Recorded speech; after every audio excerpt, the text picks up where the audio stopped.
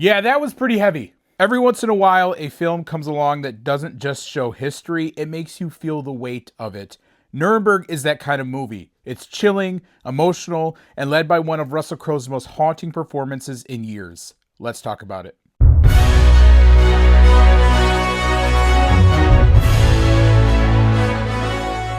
Hey everybody, my name is Troy. Welcome back to the channel. Today we're going to review Nuremberg, the film that came out this weekend by Sony Pictures Classic, led by an incredibly stacked cast of Russell Crowe, Ramy Malek, Michael Shannon, John Slattery, Richard E. Grant. There's so many names in this movie. And again, this is one that's going to stay with you. Nuremberg is a heavy, important film that really handles its subject matter with the weight and respect it deserves. It's chilling, it's emotional, it's deeply human on a lot of different levels. You know, this is a really dark point in history of the world as it focuses on the Nuremberg trials and the justice or the pursuit of justice of these leaders of the Nazi Party, and really how the trials came together, parts of the trials themselves, and just the weight that a lot of these people and characters involved are dealing with in trying to, you know, bring these people to justice in this way, because they know the magnitude of what these trial means and really just how important they really are. Personally, I'm a big fan of the war genre, of World War II era movies, and so I was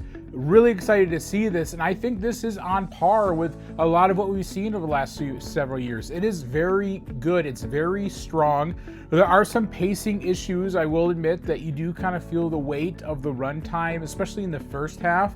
But once we really get to the courtroom, and that's when things begin to really ramp up, and it really leans into the courtroom drama, the sort of things. We get to see kind of the room and really the world react to seeing these images for the first time, and you can't help but feel the weight of that. It's quite emotional seeing those reactions in real time and kind of thinking through what that must have felt like to be exposed to the horrors of what was really going on in Germany that the world just didn't know about. And what really sells it is the performance of the characters involved. Specifically, Russell Crowe was absolutely bone-chilling as Hermann Göring, the second in command of the Nazi Party, if you would, to Adolf Hitler. And he was, again, just creepily good. You couldn't help but hang on to every word that he said. He was very good. He did a very great job of bringing you into that character and kind of showing you, you know, how he came to power and how he was able to manipulate and really get people to do what he wants. As you kind of see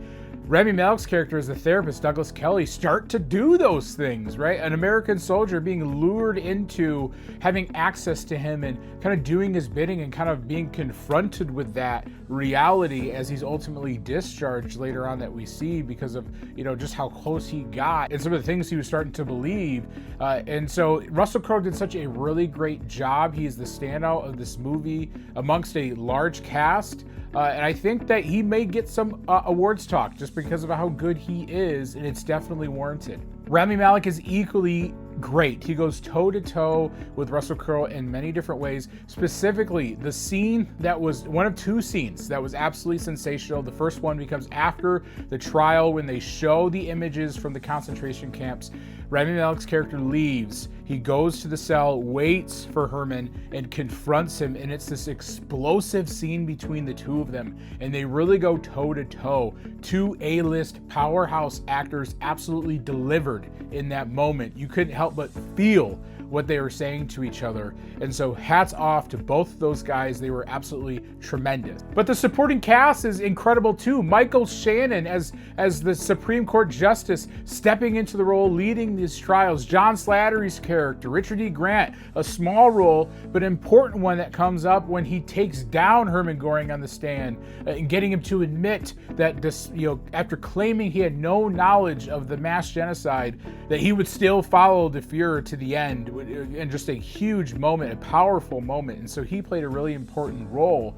But the cast was so great. But a standout, surprising performance for me was from Leo Woodall. He was a real surprise. His performance as Howie was excellent, especially in the train scene. This was the second scene for me when Ramy Malek is discharged. When Douglas Kelly is discharged, he's going home. He meets him at the train. He gives this so deeply emotional, layered performance as he reveals that he is a Jew himself, that he was born in Germany, that he fled with his family.